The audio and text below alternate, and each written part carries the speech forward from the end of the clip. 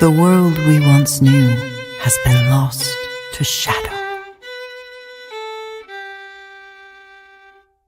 Was it thunder and fire and brimstone? Drowned in flood and rain? Was it tragic decadence, a great fall, unspeakable corruption? Or did the awakening of magic destroy our world? No one knows for certain. Reach through the shadowy mists.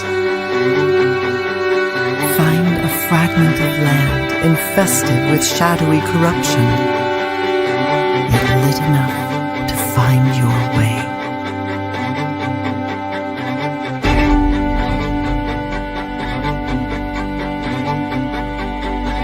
Find a creature of light, a sylph. They are friendly and willing to guide you. Perhaps the two of you can find other survivors. Perhaps this land can serve as a shelter.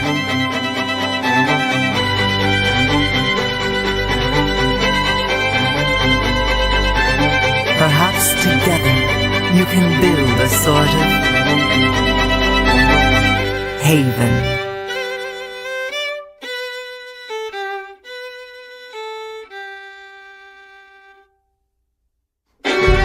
Forge friendships to save the world.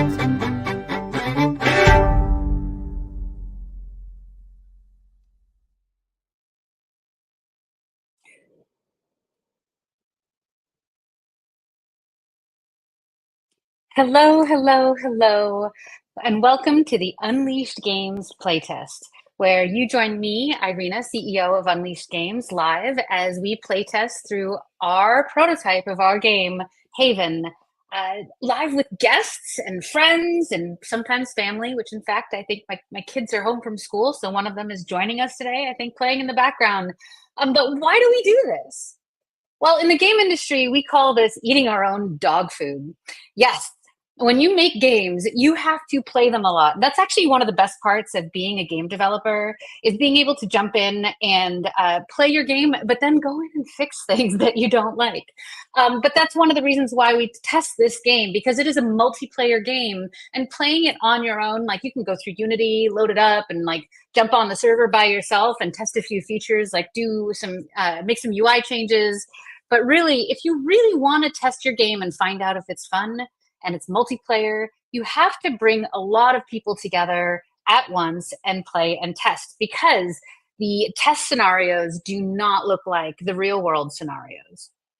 That, and we want to share what we're doing with all of you, because we have been making games for a very long time. And one of the things that the game industry classically does is that we kind of build our games in like a cave. We hide ourselves and don't tell anybody about the products that we're building until long or until right up before they launch, because we're afraid to show you what it looks like when it's broken. Because games are broken for a very long time. They have low quality assets, their frame rates are terrible, and maybe their responsiveness isn't quite where you'd expect it to be for a full retail launch. But that's why we test, because we test every week to collect up our bugs so that we can make our changes and bring it to you and get your feedback.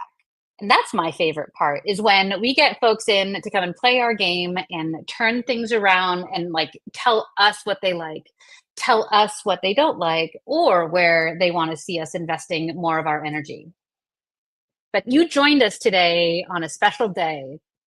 Most people are out shopping right now. It's Black Friday and it's technically a holiday. So I don't actually kind of want to consider this so much of a work day, because like I'm still full from Thanksgiving yesterday. And I hope you all had a marvelous Thanksgiving. And we at Unleashed Games are super grateful for all the people and supporters, investors and fans, and even like contributors, those of you in the community that have helped us out. We just want to say thank you. Thank you so much. As we continue to try to get our studio funded and to build this game that we so desperately want to bring to the rest of the world. But what is it that we're building? Well, we are building a family-friendly cooperative RPG in the spirit of World of Warcraft and Valheim. These like an adventure game where you can go on dungeon runs with your friends and family. I think that pretty much covers it. Oh yeah, but except for the part where we want to be able to do this cross-platform. So we actually raised some money last year, and we built this prototype that you're playing, and that we are playing together, and we're iterating on it as we continue to seek funding, and hopefully we'll be successful next year. But stick around, get our updates every week, and see what happens. But what we do on these playtests also is that this is my favorite part is that we get to bring on really incredible guests to join us on our playtests and to give us feedback. These are amazing humans. Sometimes there's fans. Like last week, we had Brazy the botanist, who is a character in WoW, but he's actually a real person. We've had amazing game developers, and in fact, we have one with us today. Today, joining us is someone that I met in my fundraising entrepreneurial journey.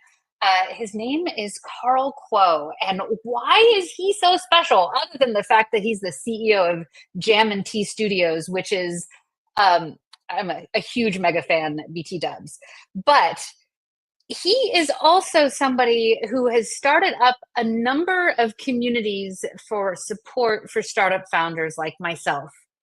Because when you're a CEO and you're cranking hard and your head's down on your keyboard and you're just writing documents, working on your pitch deck, working on your product, you don't really have a lot of time or a social life.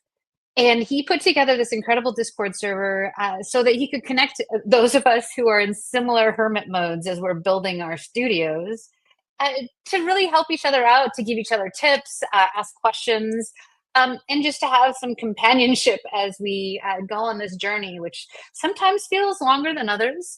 And we can celebrate together. We can, be sad together, but really just be together as we all build. So please let me give a warm welcome to Carl. Hi. Hey, how's it going? Oh, it's so good. It's so good. It's great to see you. Thank you for joining us. Of course. Happy to be here. I'm so stoked for you to play, but I kind of want to talk about what you are doing first before we jump in. Sure, I'm always happy to nerd it out. Yeah, let's nerd it out. You are the CEO of Jam and Tea Studios. Would you tell us more about you? Yeah, so about me specifically, I've been in the industry for 20-ish years, 22 years. I think I got started in 2002. And I've kind of bounced around the industry, shipped games on just about every platform there is out there. I started out in more physical games at Games Workshop, and then did more casual games at PopCap, and was there when the iPhone launched and sort of mobile gaming completely disrupted everything. PopCap, one of the greatest studios of all time. It was a remarkable place to work and sort of learn how to develop games early on in my career. And then I went to Riot and was there during season 1 of League of Legends, and worked there for about 6 years doing all sorts of different stuff. And then started my first game studio in 2017, 2018, and ran that for a couple years. And then when we closed up shop on that one, I went to Phoenix Labs, where I was until last year, and I then started Jam and Tea. So kind of been all over the place, done all sorts of different stuff. Okay, so you worked at Riot back in the day, Yes. in the early days with Steve Snow and all of that crew. What was that like for you? It was wild. So I joined after sort of the beta had completed. And so I was definitely not one of the OG launch crew, but came in very shortly after that. And really we were dealing with the game hockey sticking hard, right? I think they've said before, they went out and they're like, oh man, if we get 20,000 players, like we're like, that is our stretch goal. We'll be so successful. It'll be wildly great. And a few more than that showed up, which was Just really a few. great. Yeah, just a few, but it was really great. So I was like employee number 250 something, somewhere around there.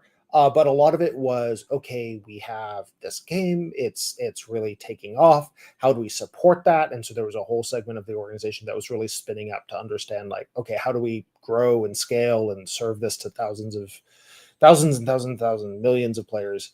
And a lot of the work that I was doing was, okay, how do we support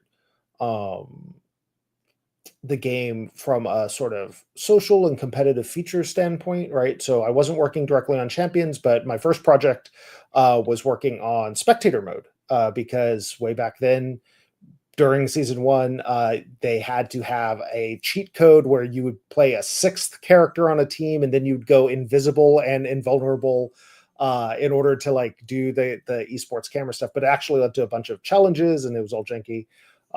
And so I led the team that built spectator mode for season 1 World Finals, and then shipped it to players shortly after that, and really unlocked and worked with the esports teams to do like real sports broadcasting with the stuff. And then I worked with the initial player behavior team on like, hey, how do we help players play well together, because they don't always do that. No, players always play well together. Yeah, exactly. There's no challenges there Playgrounds are lots of fun and full of positivity and flowers and rainbows, and unicorns. Exactly. Especially when there are no social norms or boundaries and all that kind of and stuff. Especially in a LOL match. Yeah. There's no toxicity whatsoever. High tension, add a bunch of tension to it, take away all the social norms. It all goes great, perfectly every time. Every time. But in between that, it was like I sort of ended up being the social features guy on League of Legends for a long time, working with a bunch of teams who were thinking about that stuff. And that's sort of carried over and been a theme of a lot of my career, is thinking about social and how players play together. But that's a lot of what I did at Riot. That's amazing. So, it sounds like you started your entrepreneurial journey with your first studio. But now you're running Jam and Tea. Mm-hmm. Could you tell me more about Jam and Tea? And I actually want to show your website because it's super cute.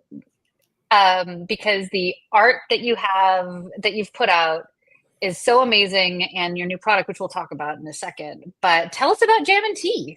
Yeah, so Jam and Tea really started with the purpose that I sort of feel like is my purpose in the world, and my co-founders came on board and really shared a passion for it, which is to solve loneliness through games. And so it's really about carrying forward a ton of those lessons I have around how players have played games and the role games have played in humanity, and the role play has in humanity, and really finding ways to make digital games live into that power and that responsibility.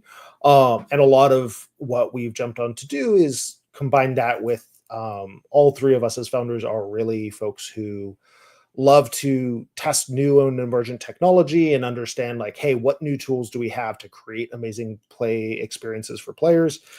What can we do today that we couldn't do yesterday, and what does that unlock? And so as we are tackling this problem, we're also looking into a lot of the breakthroughs around machine learning and AI and generative AI specifically, to look at ways to enhance play experiences that specifically bring players together and help connect them. That sounds like a very good goal and very similar to ours. So I support you 110%. But I just scrolled down to what I think is like the best game title ever made, by the way. I don't know if I've mentioned this, but Retail Mage, it's so good. It's so good. I want to know more. Tell us, and like you built this crazy fast. Tell us about Retail Mage. Yeah, so Retail Mage is a small game that we made. So we got founded and funded last year, and so we kind of got started in August, and we spent our first, I don't know, like 6 months really playing with the technology, playing with what it can and can't do, where does it really add cool experiences for players, What does it unlock? And we sort of landed on this idea of improvisational play, right? So like, a lot of games are pretty static. There's, the classic thing that I always bring up is like Baldur's Gate 3, amazing game, loved the game, played so many hours of it. And one of the things it boasts is 17,000 endings, right? Which is kind of an unprecedented number, right? You'll never see them all. Yeah, you'll never see them all. And yet, like, when you watch players' reactions online and the dialogue around it, like, there's never a question that the game is amazing, but there's immediately a like, oh man, but I wish I could see what happens with this character. I wish I could see what happens when I do this. I wish I could make this choice instead, right? And that imagination of players is so hard for games to live into without like functionally an infinite budget and infinite time, right? But and fundamentally that's because with games, and pretty much any program up until recently, it's all deterministic. So you have to be like each of those 17,000 endings is hard coded to like what that ending is, right? Like you have to account for every piece of that.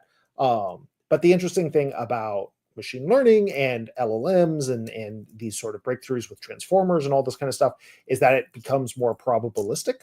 And so what we looked at is, hey, how can we apply that in a way that allows games to be probabilistic so that it can take in like, hey, this infinite imagination of players, and we can always say, hey, what should happen next, and try to reflect that in the world, right? And so we built some basic technology for that, and we're really excited about it. And then we decided, what we wanted to do was push ourselves to bring it to players, right? Like get it in players' hands as fast as possible. Coming from PopCap, I am a big believer in shipping fast and that kind of stuff. And so we pushed hard and built Retail Mage in less than 6 months. And insane. Yeah. Well done. Thank you. It was a big push by the team. Like the team, I love the team that I get to work with. They trust each other so much, and it lets us move really, really, really fast. It's amazing. But the idea of it is basically you're a wizard. You and your friends are wizards working at magical IKEA, and you have to help your. I love that premise, magical IKEA. Yeah, you not have to that help. It's not already magical with those. Oh yeah, 100%. Like that's why we sort of based it off of that, is because we're like, oh, it's already kind of magical and crazy and wild, and like, why not? What would happen if you just added even more magic to it? But customers will come in with random requests and vague requests, as customers often do, right? Like there's a customer that you can run into that's like, I'm looking for an item that represents dusk. And you're like, what does that mean, my guy? Like, what do you want? Like, but they come in and they have like, and they're weird retail customers like you might expect. And you can obviously, dialogue is obviously arbitrated by the LLM. And so you can sort of say anything you want and find out more about them. But more importantly, and what we're really excited about, is you can interact with any object in the game and express your intent. So like, the way I sort of introduce this is like, you can walk up to a table and sure, you could pick up the table or you could move the table as you could with many things, but you can actually type in carve my name in the table, and it will interpret that and let you carve your name in the table, and the table will then have a little kind of buff on it, or we call them facet on it, that says, hey, the name is carved in this way with Carl's name on it. But you could also take it apart for parts. You could light it on fire. You can combine it and a chair to build a barricade, right? Like you can kind of do anything you want. And so we get a lot of comparisons to Scribblenauts, if you remember that game. I love that game. Yeah, but on the like DS. Exactly. Yeah. It's really meant to be a creative game where you and your friends kind of cause chaos in a retail store while dealing with annoying customers. So. But you're not a goose. Yeah. I'm getting a little bit of Untitled Goose vibes from all the variables, and I'm not mad about it in the slightest. I almost wish I had a little, you could get a coffee mug and stick it on the table in the middle of that burning room. Yeah. We definitely, one of the first pieces of fan art we got, which was really great, was a drawing of one of the retail workers sitting in a burning room with the coffee cup saying, "This is fine." So like, we definitely nailed that vibe. You sure did. This is amazing, and I'm so glad to have you here and have you playing our game, because it's what's ironic is that you built this game in 6 months, Hmm. and we built what you're going to experience of Haven in about 7. Hmm. So, how big was your team? Not that this is a competition, but I mean, in the spirit of Thanksgiving, Yeah, how big is for sure. So we are a total of 8. To build this game, we did also contract a few folks in addition to that. So probably the total number of humans who checked in code and art and assets to the game is probably around 12. For some of them, they just come on for a couple months. But the core 8 of us is Jam and T. So that's awesome. So yeah, we had a core of 6, and then we had a flex group of contractors that went up to about like 22 mhm. at a point, depending. We had a whole team of engineers that we would bring in. But Retail Mage is single player or multiplayer? Multiplayer up to 4 players. Whoa, sweet, sweet. Is it local multiplayer, or is there? It's like server based? It's server based. So sadly, the because everything is arbitrated by the sort of machine learning engine at the core of it, you have to be online. There's no like dedicated servers. There's no matchmaking, and so it's just like it's meant to be like you and your friends, right? You don't have to worry about strangers coming into your game, and you guys can just goof off. There's an invite code that you can invite your friends, and they can play with you. But it does have to be online because unfortunately I can't run the LLM on your graphics card locally yet. So it's a little bit too Yes. heavy for that. So wait, is Retail Mage the first like fully created game that is arbitrated by an LLM that has come out? Pardon the lack of the term retail. Like Uh, from start to finish with LLMs and Gen AI kind of at its center. so there are 2 that I know that precede us, neither of which are on Steam. I think we might be the first on Steam.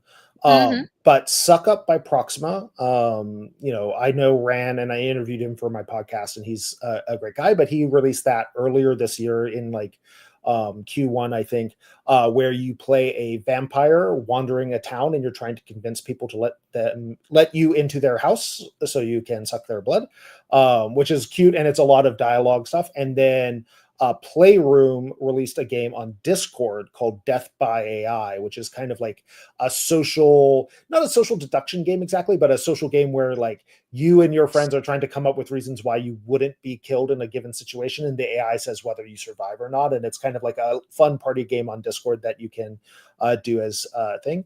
But both of those are not on Steam and really focus on that core like interact and have a conversation with AI and convince them.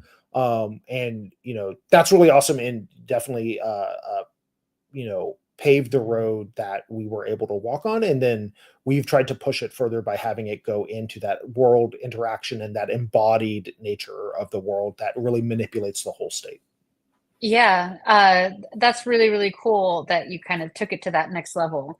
Have one of the things that we've been running into while looking at Gen AI and how we're going to incorporate it into our workflow has really been the LLM, like the unit cost, Mm-hmm. and how like the ratio of processing costs versus the player investment. Mm-hmm. What have you found when exploring the space around whether or not it's cost effective to include Gen AI in your products? Yeah, so that was a part of the push to do Retail Mage, was to force us to really confront that head on, right? Like when we were talking to investors and publishers and other folks, that was the big question: is like, Mm-hmm. are we at a point yet where this can be cost effective and productionized, right? Like real, game scale is a very unique beast, right? Yeah. And so we've done a bunch of work in that space, and our technology stack that we've built out handles it very well. We do a bunch of stuff with constraint generation and sort of proprietary inference stack that we take a open weight model and run it on the cloud. but do a bunch of how we interact with that model and how we batch things and cache things and fork things and all kinds of stuff. That actually gets it pretty effective. We were able to drop our costs over the course of from when we started to now about 3 orders of magnitude. Oh, To nice. to the point where we feel totally comfortable selling Retail Mage as a one-time purchase, right? Like, so there are no, recurring costs. We're not selling you a specific number of credits. It's just, hey, you come in, you can play it, and we feel pretty good about the costs there, right? And so I think it's definitely possible. It takes a lot of under the scenes work by engineers, whom I deeply appreciate. My engineers, shout out to my engineers who did Always all shout the out to heavy the lifting. engineers. But yeah, I think it's totally possible. And what we're seeing is that, like, we think we can get those costs even lower over time. So we're feeling pretty good about it. But it definitely is not just like plug in OpenAI and go, unfortunately. Yeah, no, it's not that clean. And the production cost is like, well, doing things runtime rather than production time is an entirely different beast. Yeah, Mhm. we've been looking at local LLMs for processing, for doing as much of as we can in production time rather than runtime, because it's been like our calculations have been sending our projections through the roof in terms of costs. But we have no AI dialogue in Haven, Mhm. but we do have a little bit of fun AI. But what people don't actually like to think of as AI, but it actually is. But it Yep. is it. We have like procedurally generated terrain Mhm. that is intelligent procedurally generated Yep. terrain and generated zones. But speaking of which, the whole point of this playtest or the stream is to playtest. So I want to let's play. go play games. I mean, Yeah. it's not a work day, is it? No, Uh, I let's mean, go play. I will say technically I am in Canada, and so technically it is a work day, but uh, not a lot of work is happening because a lot of my team is in the US, and so I am not neglecting anything by playing games. So I am here to play games. Yes, let's play some games. All right. Would you mind sharing your screen? Because Yeah, I of want to. course. Oh, you are sharing your screen. There she I is. am. Yeah. I am ready. I'm here to create a character. So, y'all, full transparency, we were ready to go. I got the server up and running this morning, and then, like a half an hour before the stream started, the server wasn't working. My daughter went to go test it for me, bless her heart, and um, the server was down. So, the fact that you are at character select right now, like, I'm not the best server engineer, but I am one now. I mean, we as CEOs, we all end up wearing a billion hats, right? We sure do. And I am ultimately a CEO and a producer and a Houdini technical artist. So amazing, amazing. And I'm surprised you're not a mage, but I'm okay with that. But I uh, do love your handle. I'm yes, that has been my handle for I think since I forget when, maybe college.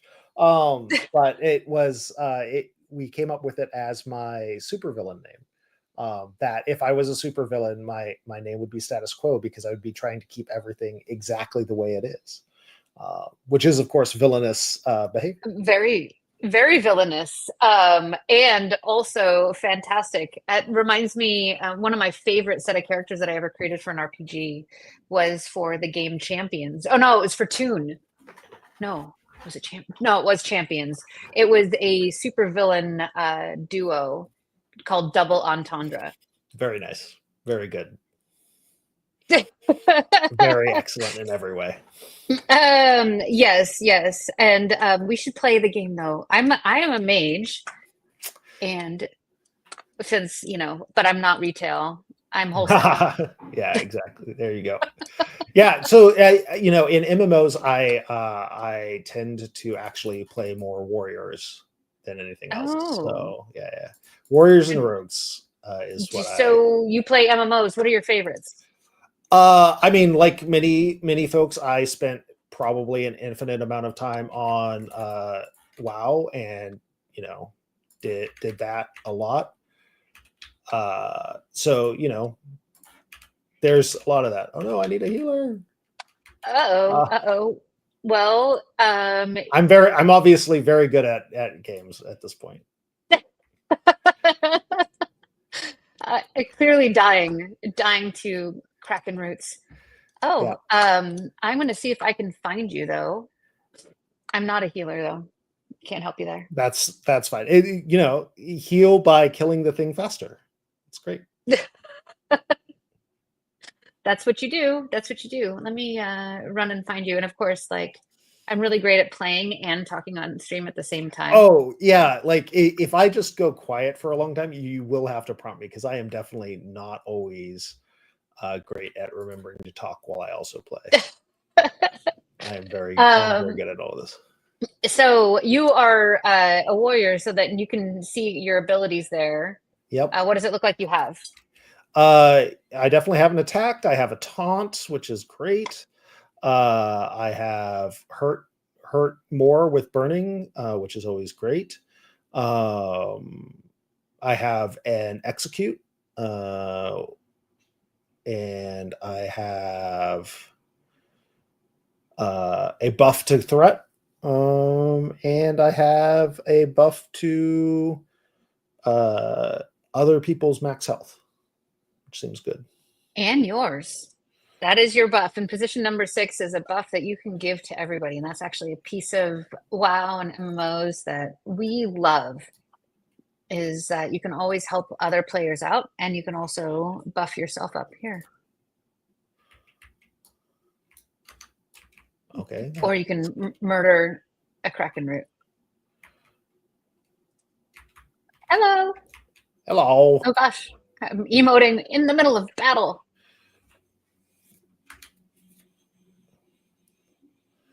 We win! Yay! Yay! I got some enchanted bark. Good for Let's you. go. All right, so stones. And you can jump, which is key for any MMO. Yes. All right, I'm going to give you my buff, which actually gives you double damage. Ooh, that seems very good. We like it. Though it's not, that ability's not going to scale very well. There might be some balance. Balance is a thing that is iterative, and you do over time. Yeah, and like you can't really start with double damage and then like slowly as you level up reduce the amount of the percentage of the buff. But I don't think players would like that. We'll figure it out. Oh, he's wandering around. I'm just gonna follow you. Where are you headed to? I don't know. There's like stuff over here. There's like, I'm trying to find like, what is this these orange dots? Oh, it's stones. Okay, got it. You can harvest. Is there crafting in the game? Because I am a crafter in MMOs. There is crafting in the game. In fact, I will build a workbench over here, just so I'll set it up for you. So I regret to inform you that we probably won't be killing anything. I will just be spending the rest of the game crafting. Just send me out to go get resources. So our game has like a classic, what we're calling a build, fight, explore loop, where you explore, go out and collect stuff, bring it home, and fight things to craft, or to get your crafting components, and then bring it home and build it, and then go out and fight some more. Got it. Rinse, repeat, with increasing difficulty in the encounters and the zones and the content. But we've structured this very similarly to WoW. Right. In terms of vibe.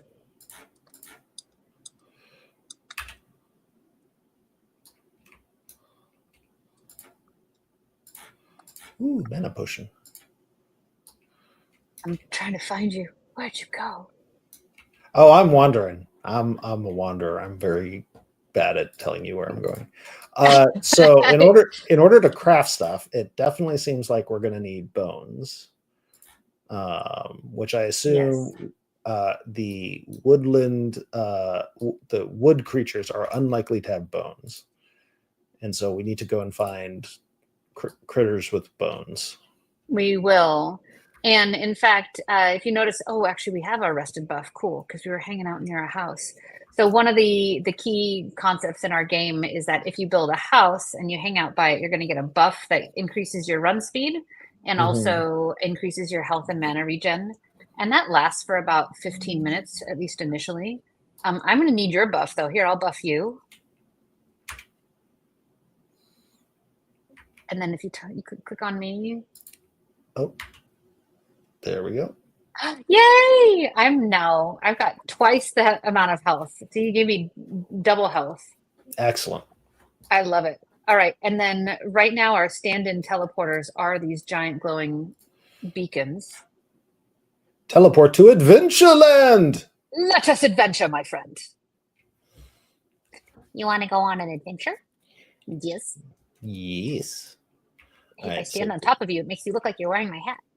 Perfect. We have no collision. We have no collision today. Collision's overrated.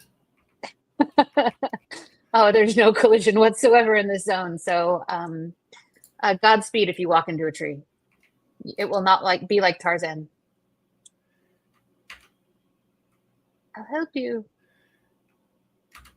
Yay! Our kraken roots. With the speed that we're killing these things, I'm even more embarrassed by dying to one earlier. Well, I mean, you're buffed with my double damage buff, so yeah. it's okay. There's a snowman. Hello, snowman. Can I kill you? Oh, I think Katie has been wandering around here. Is there collision on this house? There is. Okay, I was wrong. I lied. There's collision on snowmen. You know, the important things. Absolutely. Right. Well, we got to prioritize where we put our development dollars. Just like building snowmen. Exactly. Like, I mean, you can't make a game without having a Christmas event. Like, what are you doing? What are you doing if you do that? Ooh, wolves. I bet wolves have some form of bone. They have them inside of their flesh. So let's go flay that. Oh, wait, this is a family-friendly game. Let's go gently convince them to sleep and hand us their bones that they probably have just in their inventory. Bones, puppy. Hey, why are you running away? Dude? Don't run. Don't run. Don't aggro the other ones. I don't want that. No, well, so that's where we spent our effort is in getting mob behavior and making mobs as annoying as possible, like making them flee or have aggro. Well, that's why we have a mage to yes, to finish them. Yes. To put them down for their dirt nap. Yes. Come, friends, stay a while and give us your bones. I have wolf bones. This is excellent. Woohoo! Oh, and we have a healer now. So now we can conquer the world. This seems like a lot of wolves. Hello, Tozeb! But there are like ruins over here, which is kind of cool. So yeah, this whole zone is assembled programmatically. We give it a list of criteria and conditions, and we can also specify like specific vignettes that are like crafted by a game designer, and it will run like it will assemble the zone out of all these puzzle pieces. Nice. Oh, got it. Oh, I have aggro. It wants to eat me.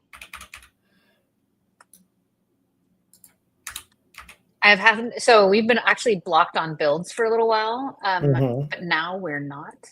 Yeah, I remember you were telling me about this and your journey into the land of server engineer. Yep, and build engineer, and so we're actually meeting on Monday, our team, and we're getting together and we're going to start making changes, like major changes to the game. We've already got art assets being made.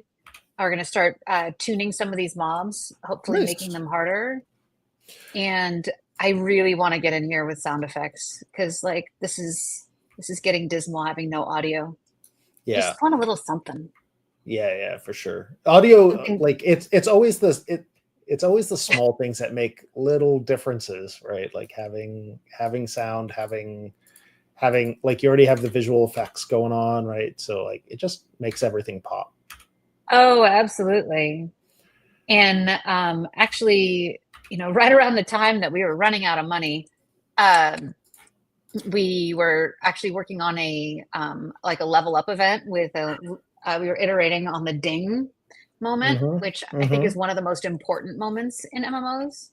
Yep, for TBH. sure. Come over here if you I can am. see me. Yep, I'm following you. There is a very pretty tree with It's a wolf. glowing. It is probably perfectly safe. Come here.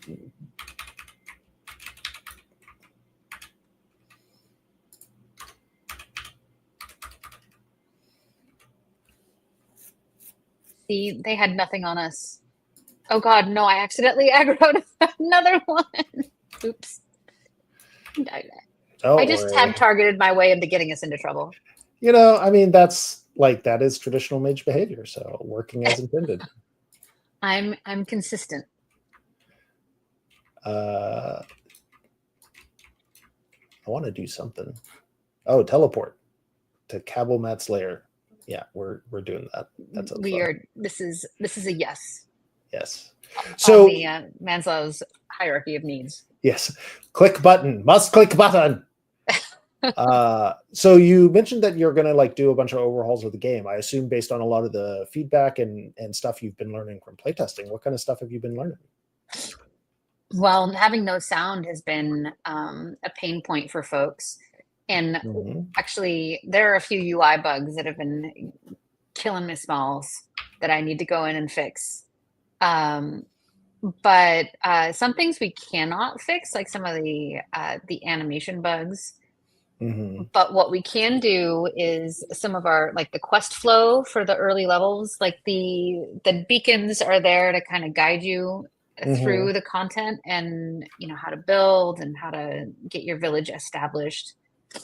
And the like this happens a lot in game dev is like when you have people working on small portions of the game or on like this quest sequence or on this quest sequence or on mobs, suddenly like the quest is asking for mobs that are named something else now.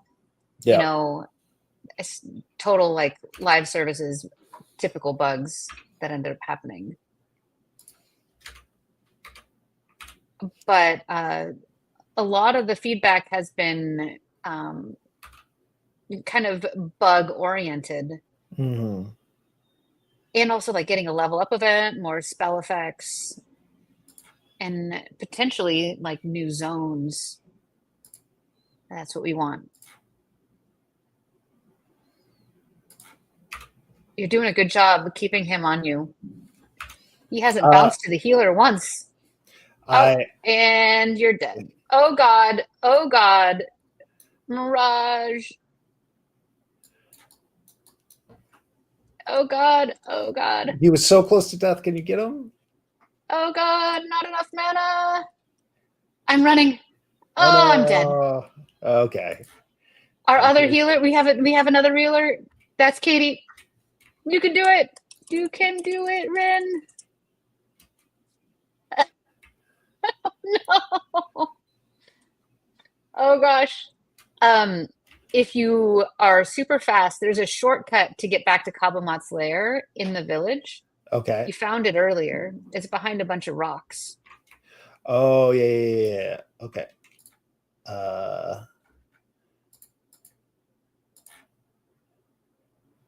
I will run over there. I just had to press the craft buttons once. You're a compulsive crafter. I really am. It's a problem. Well, that's actually one of the things that we love about MMOs is crafting and like the economy and the gameplay that creates. And that's actually the primary driver for our game is like, it's kind of crafting and building first, and then combat and all of that second.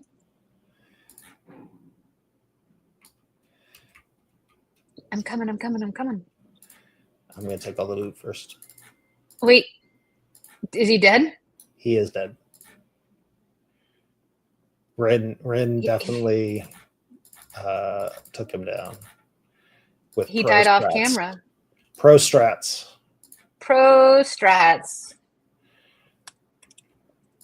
Well done, Rin. And Rin yoinked the loot. I mean, as you do, it's appropriate. Yeah, we don't have a loot rolling system. Not yet. Overrated. Well, now that you have all these mats in your inventory, my friend. Yes. What do you want to do with it? Well, I was hoping to craft the silver hammer, but I need silver, so I need to figure out where to get silver. Oh, we got to go back out to Adventureland then. Is that this beacon? The green beacon? I actually had this desire to call it or make it look like bacon, because then it would be a bacon beacon. Oh, yeah, that is, you 100% should do that. To be clear. Without question, we should have a bacon beacon, is what you're telling me? 100%. And it should go to the pork level. There's mounts. Oh my god. Yep. Rin has a mount. Yeah, we have way too many features. Yeah, I mean, I think you have precisely the correct number of features. Well, as you can see, that there's a bug with a mount, though. I don't know if I can fix that bug. All right, we're in Adventureland. Oh, the T-pose mount? No, that's working as intended. Ship it. Gotta have it. You gotta have at least one T-pose bug in every MMO. That's just that's just MMO law. It is MMO law. Speaking of which, can I cause some trouble? Of course. Thank you. Because I'm going to cause some trouble right now. Right. Oop, that opened it.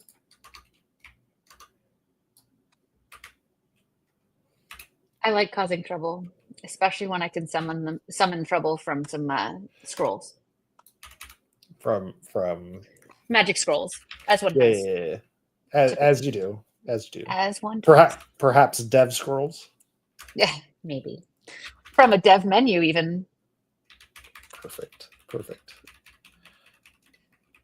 But I may or may not have used Gen AI to try to render out what a bacon beacon looks like. Excellent. That is. Hence my appreciating very much Retail Mage and the hijinks and shenanigans. I mean, I think like one of the things I firmly believe in is that you always need to add in humor and fun into anything you make. When I was what's happening? What's? Oh no. I don't think I could AoE taunt, so this could be a problem. No, we don't have AoEs in the game, and I'm out of mana, my friend. Oh wait, I have one mana potion. Okay. This is not gonna go well. That was Rin's fault, wasn't it?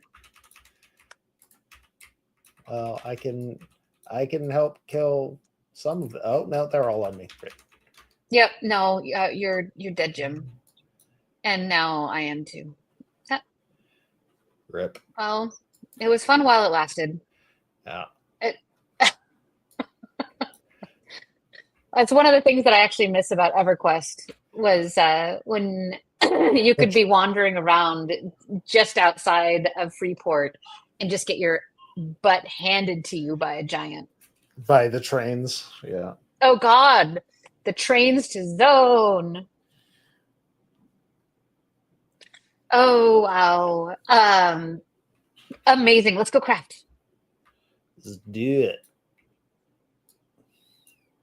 So did you get a good a good loot roll out of the our adventuring?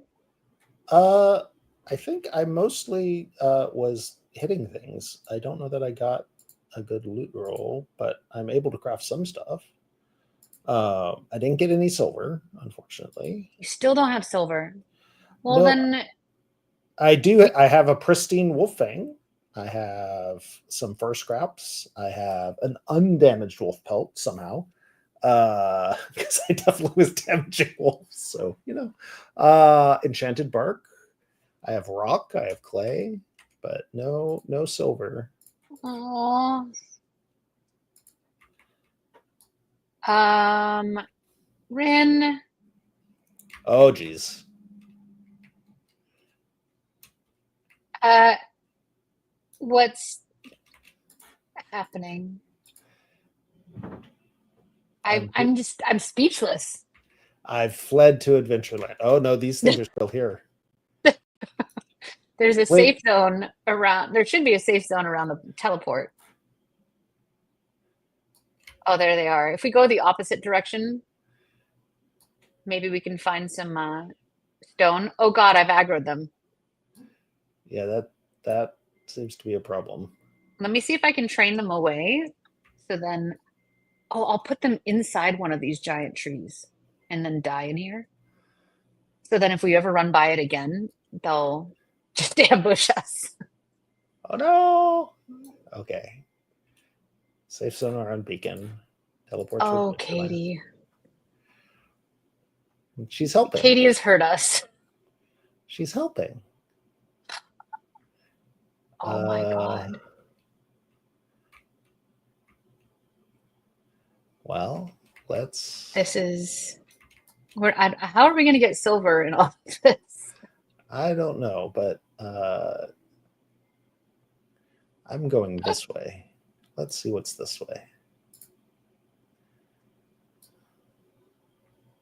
Hopefully, silver. So is silver on a monster or is it like a mine? Oh, you got to mine it. Okay. Time to click rocks. And not those rocks though. Oh, there's a rock that you should be able to click. Click the rock. Thankfully, I don't have aggro in the village.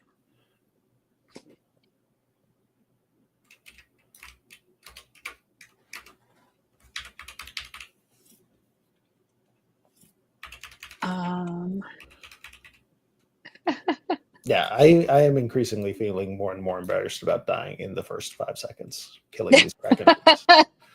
Retroactive embarrassment. Well, it's one of those things where it's like I didn't know what was going on, but also like I should have just auto attacked and then I would have been fine. But somehow I was not. That's how it goes. Well, granted, the auto attack messaging on the action bar isn't very clear. I am dead again. I'm definitely dying here. I was trying to find you, but I got ambushed by a bunch of shamblers. I definitely just ran off in a random direction, and but we want some silver. How are we going to get silver? These molten shamblers are just there's a lot of them. Yes, there are. It's a thing.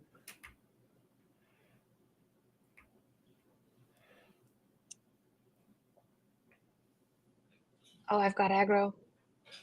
And I'm dead in the village. Well, thank you for coming to our playtest.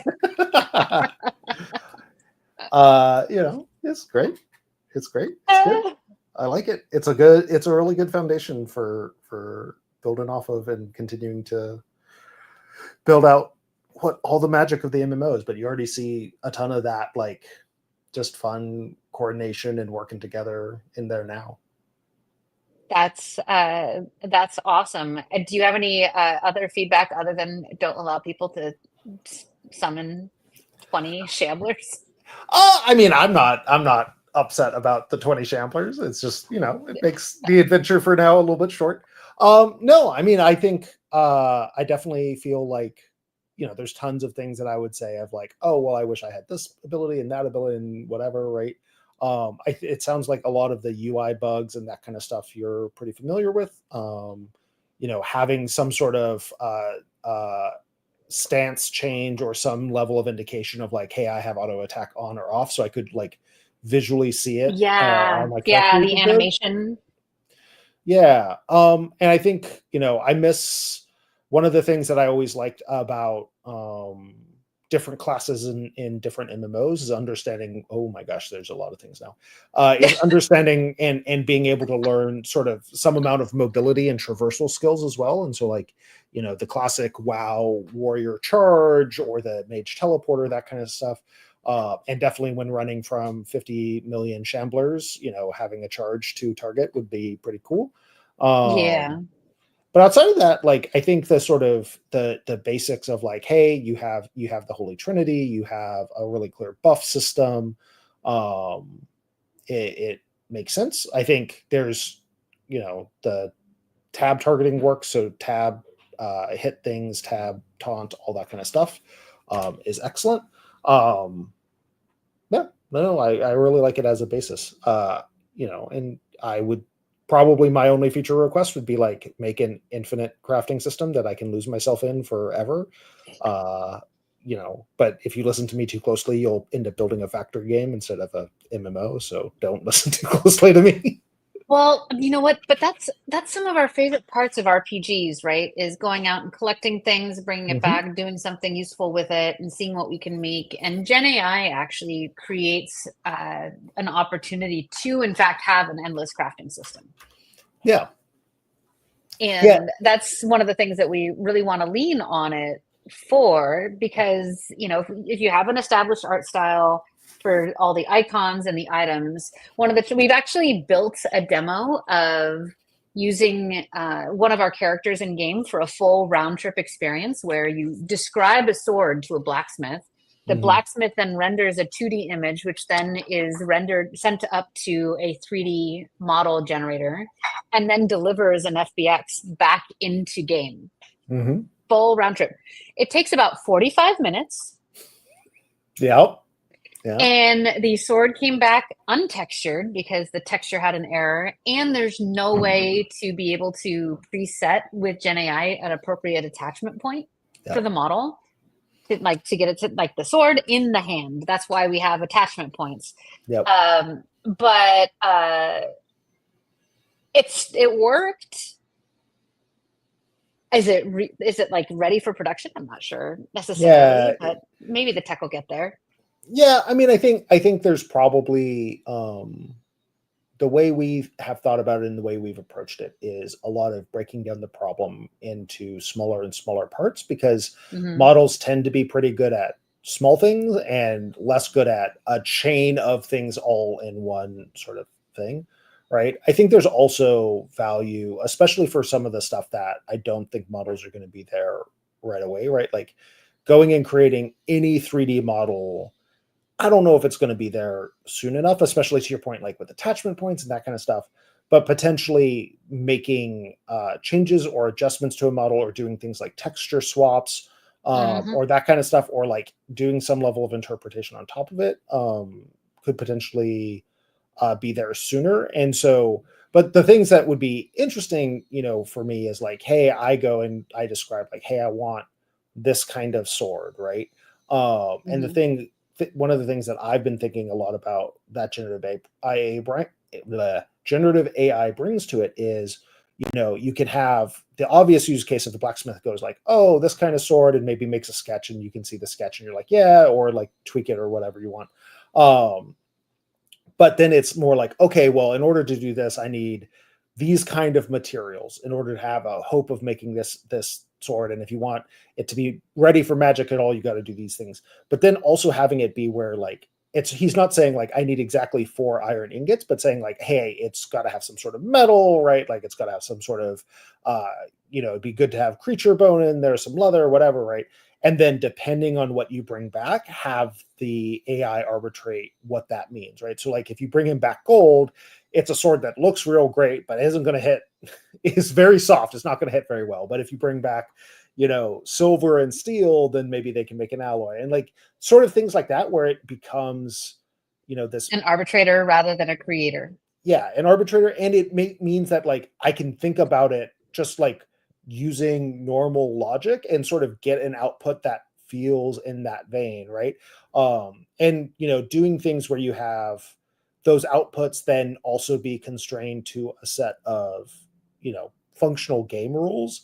You can get there with like constrained generation and some stuff. It's a little bit tricky, but like then you're breaking down this thing of like it's arbitrating. Okay, what does the blacksmith think of it? What does it look like? What do we have models of?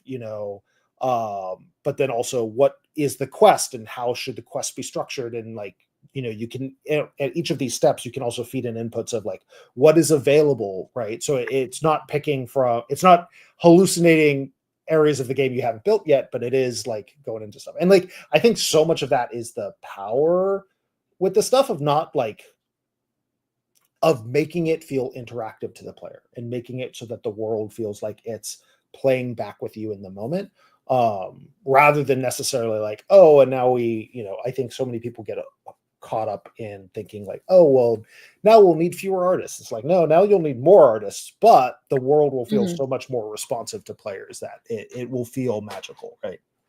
Well, and that's the thing is I think of AI more as the inner voice part of the brain and not the voice part of the brain. It's a great decision maker. It's a great calculator. In fact, I just used Gen AI to organize my Thanksgiving dinner. I was so proud of this. I literally took a photograph of my turkey and then a photograph of my recipe list that I'd written by hand. And I asked Gen AI, if I want to be eating at 5 o'clock, what time should I start preparing my turkey, and when should I get it in the oven? And it gave me a full schedule of when I should cook what.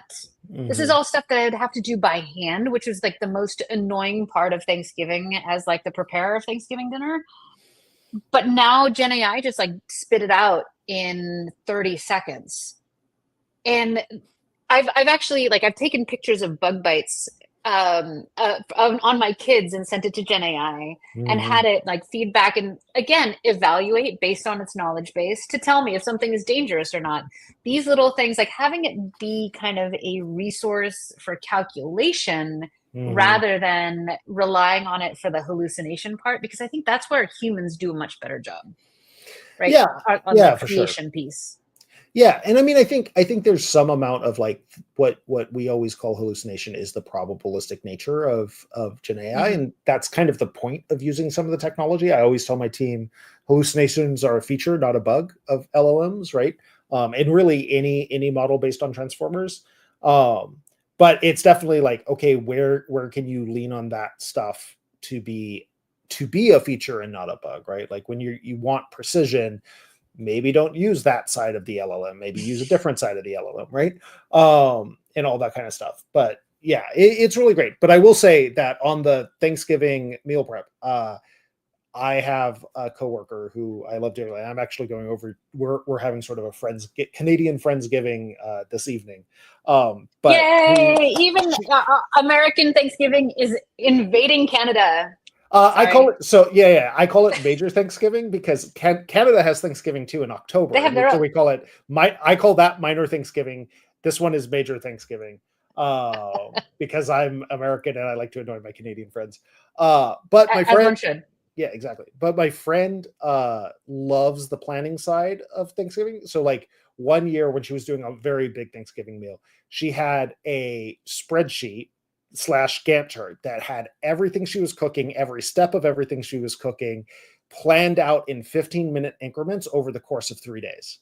Is that your producer? Because I hope so. That sounds like an amazing human. She's better. She's my COO. So she is like very detail oriented. So if you ever are like, So if you ever am like, hey, I don't have the brain to put this into a spreadsheet, but could someone put this into a spreadsheet? She probably has a template you can use. So incredible. And if only all of our lives were organized to that level of precision with like Gantt charts. Please. I wish that were the case. I want burn down charts for like the week with like groceries. Yep. or for like all my kids' activities. If I could like outsource some of that organization, I would appreciate it. I'm more of a creative person, so I'm in awe of those type A organized folks. Yeah, we need like TaskRabbit for producers, where we just ask producers to organize various parts of our life. Yes, please, yes, please. And Gen AI is an interesting topic, not to like jump off of that topic, but something happened this week that made me kind of perk my ears. And I'm taking this conversation a little bit longer than we normally do because I really wanted to talk to you about it. Do you have time? Yes, of course. All right. Elon Musk just said he's going to build the ultimate Gen AI game studio. And like you and I are both building game studios in this space. We have a very unique perspective because we're actually like working in this space. What do you think about this? I am of mixed feelings. One is, I think there will be continued folks recognizing the potential that generative AI has to create not just tools for games, but really new play experiences. And I'm excited by anything that continues to push that visibility. And like bluntly, I'm fundraising now, and anything that gives that space validation and focus means hopefully a better chance of fundraising. I think the source is suspect. I don't know that he knows exactly what he's getting into.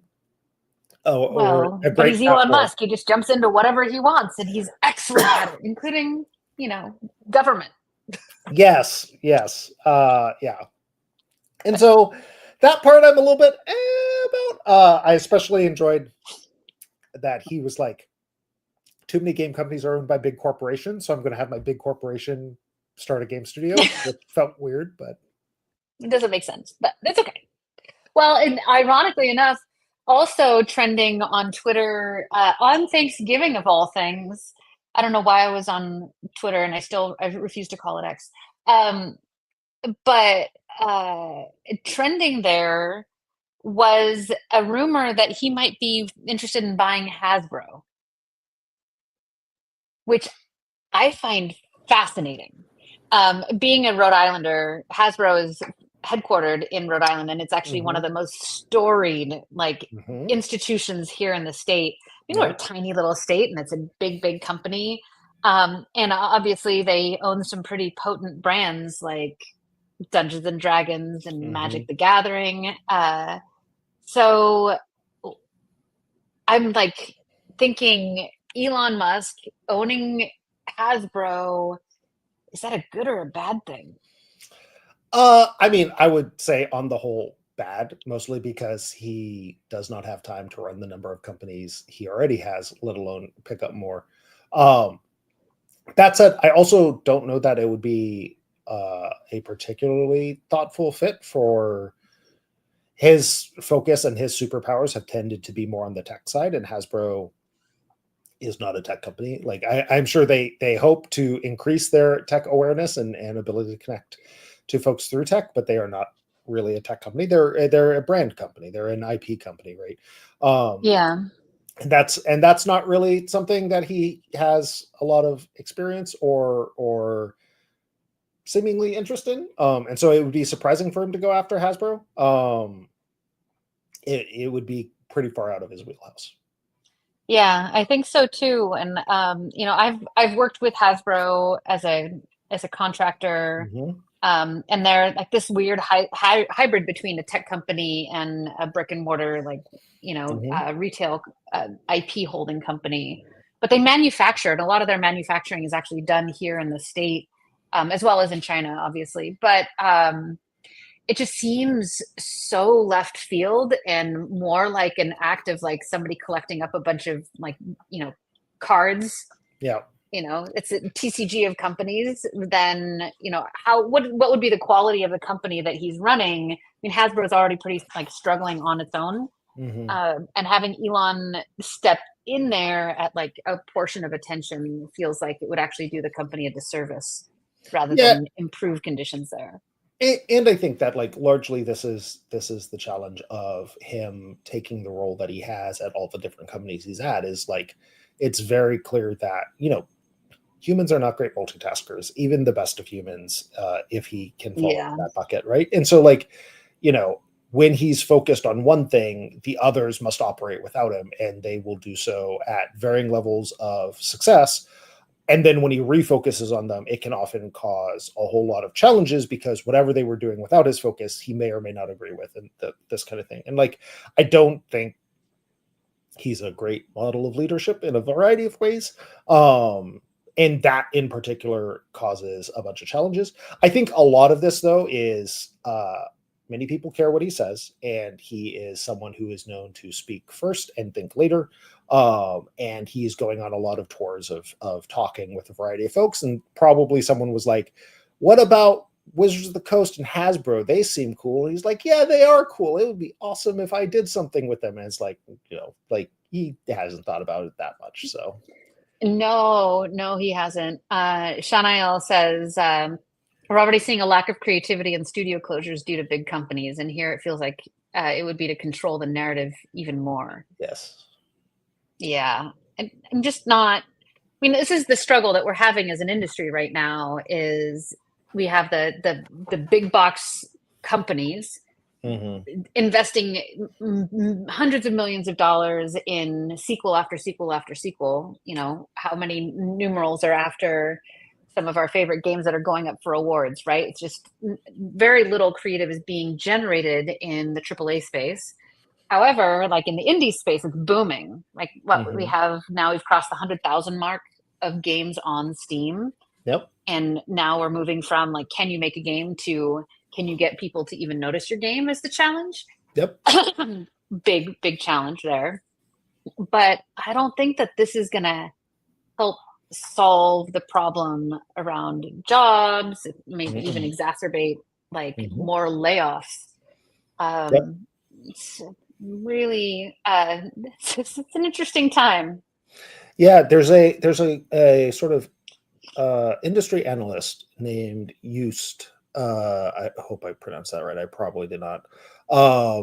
Who has talked about this a bunch in a variety of formats. But one of the things that he mentions is like, right now, part of the reason that we're facing this stuff is we're at a place where distribution and discovery has fallen behind, right? Like,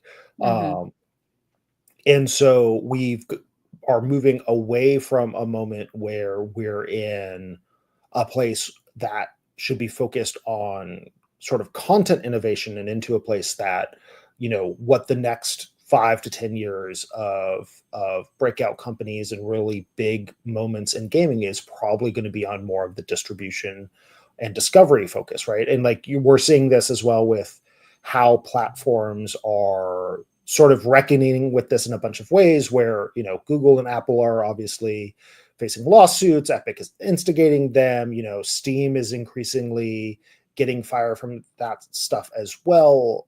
I would argue that Steam is one of the only platforms out there that earns their 30% with the amount of effort that they do put into distribution and discovery. But even then, to your point, right? Like it's, even with all the work that they do, it's incredibly hard to get discovered on there. And so I think we're likely to see a bunch of big changes in distribution and discovery.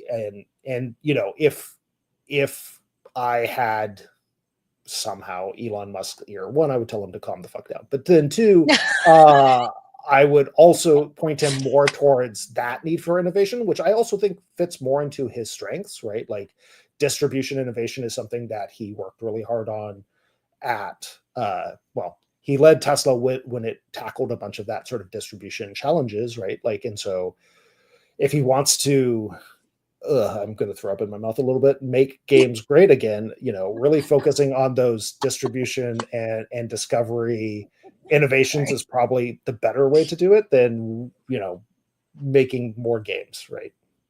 I agree with you. And, I was thinking about this, that when we were growing up in the gaming industry, we've both been in the industry about the same amount of time. Like we had the advantage of retail stores.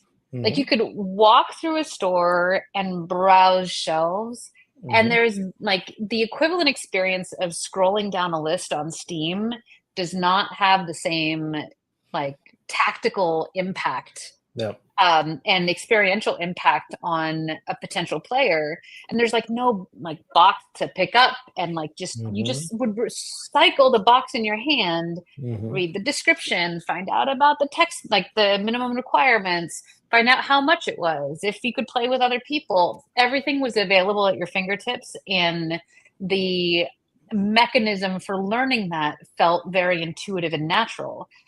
And now in a digital space, I mean, you probably had this experience. I like shopping in a store physically far better than shopping online on Amazon. I like the deals on Amazon, but I'll like go find the stuff that I want in a store and then go and maybe purchase it on Amazon, or at least price check it, because it's that tactical engagement that really, and also it helps with discoverability. Like, you know, go on Amazon, try to find a book to read, or walk into a library. Where are you going to be more successful? You're going to walk out of the library with like 15 books that you might want to check out. Why? Because they're all there. Yep. So I'm not sure how we're going to solve that particular problem in this new digital world.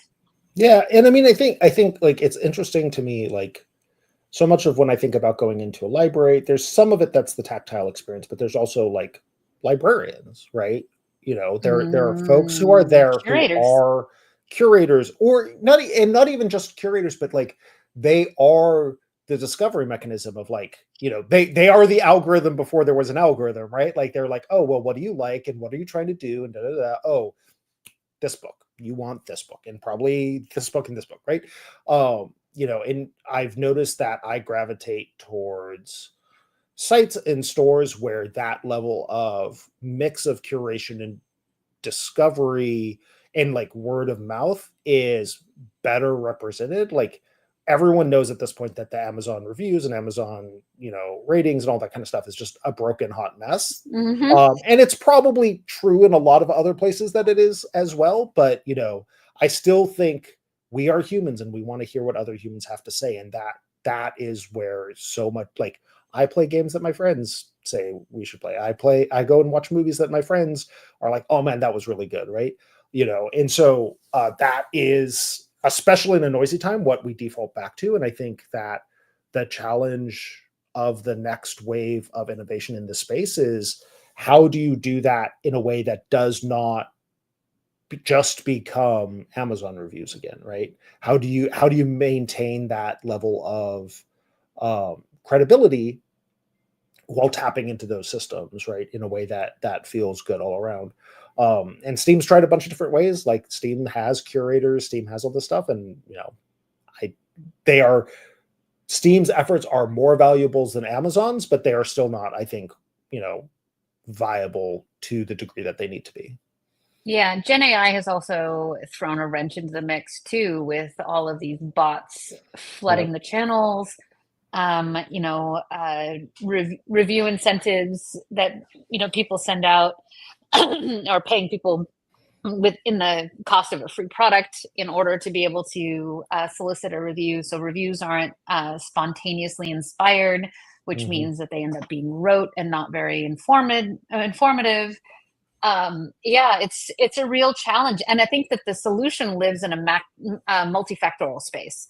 I don't think that, you know, there's one particular solve, but I think that there's an opportunity for innovation back, kind of looking back at where it all started in that retail world, to throw back to Retail Mage, right? Like there's something there, because we still go to stores. Regardless of however much we don't want to, we're still walking into Target.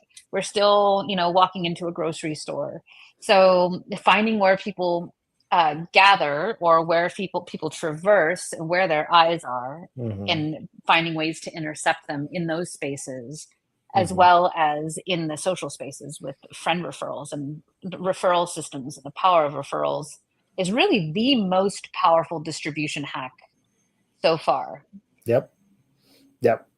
Yeah, and it's actually I will share this insight from a game maker's standpoint. I wanted to actually do a very straightforward refer a friend kind of system within Retail Mage where we were just looking for a service that would help us be like, hey, you, Irena, play the game. You're like, oh my God, this is so great. I want to send, let my friends know and just send them a link and I'll unlock a little bit of content if I do it, right? Just like easy tracking of that kind of thing with a little bit of extrinsic rewards to just grease the wheels there.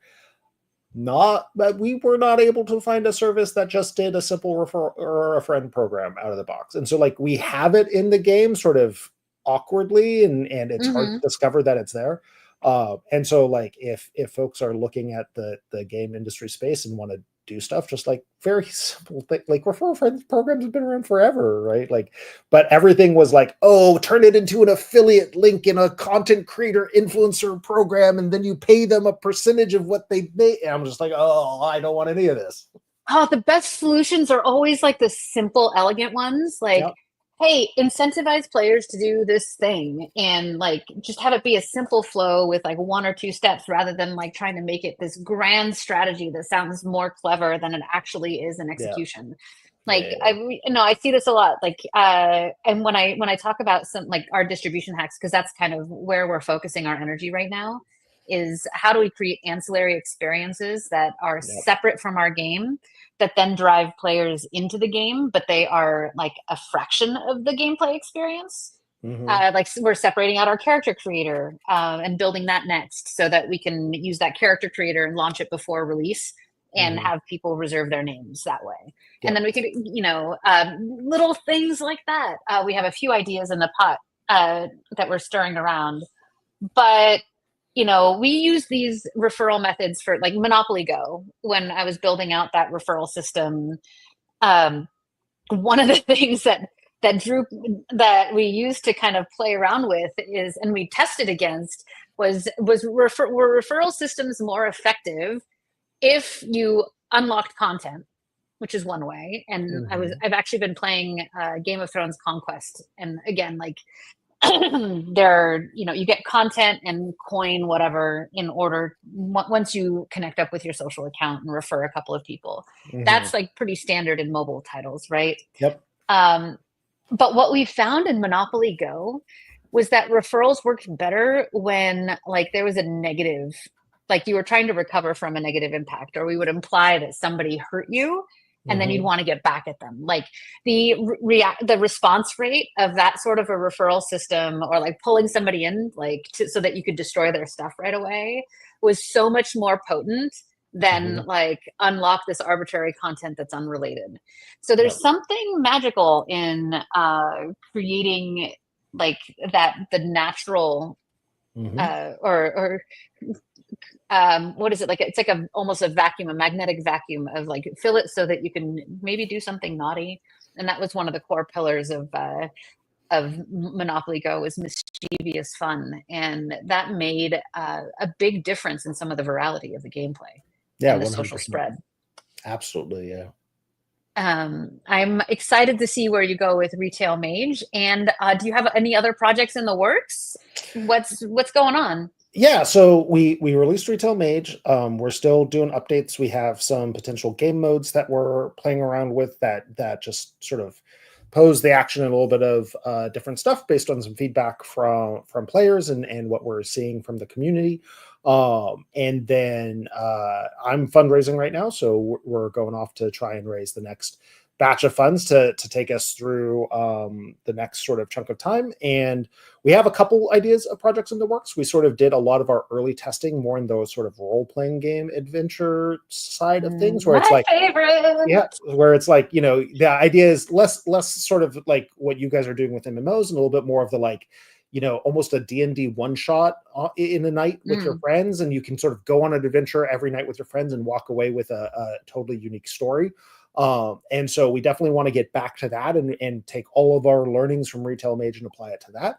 But we also have some other game ideas. Like I will never not have game ideas. And so we have a lot of different ideas of where this technology can go next. And that's one of the things we're sort of really proud and excited about is the technology that underpins Retail Mage is really portable to a lot of different genres. And so we're excited to take it and sort of make a whole series of games where the world plays back with you and bring this kind of improvisational play to the game industry. That is amazing. And I cannot wait to see what you build next. Good luck on your fundraising journey for, Fundraise Part 2. And I hope that you crush it and get completely oversubscribed and tons of money. And my light just went out. Look at that. Perfect timing. My light only has a 90-minute battery, turns out. Thank you so much for joining us. And here, I'm going to turn on one of these overhead lights, which is going to look even better. Now we're orange. Thank you so much for joining us on the stream today, Carl. It was a pleasure having you and a pleasure having you play our game. And I can't wait for you to play with me again. Yeah, thank you so much for having me. It's been a blast, and I can't wait to see and experience the progress as you guys continue to build out the game. Like, I'm really excited to play. Yay! All right, everybody. Thank you for joining us on this Black Friday. And I hope that you have an amazing remainder of your holiday weekend. And we will see you next week when we have another amazing guest. I can't wait. I'm going to announce it extra early next week. And thank you again for coming here and joining us, Carl. And we'll catch y'all on the flip side. Have a great weekend, everybody. Bye. Bye. Hit that button and buy a t-shirt with a dragon on it, and that will help us keep making some awesome games. Looks like this. I've already seen a Unleashed t-shirt out in the wild that I wasn't wearing, and I'm super excited about seeing more of them. So yeah, buy a t-shirt.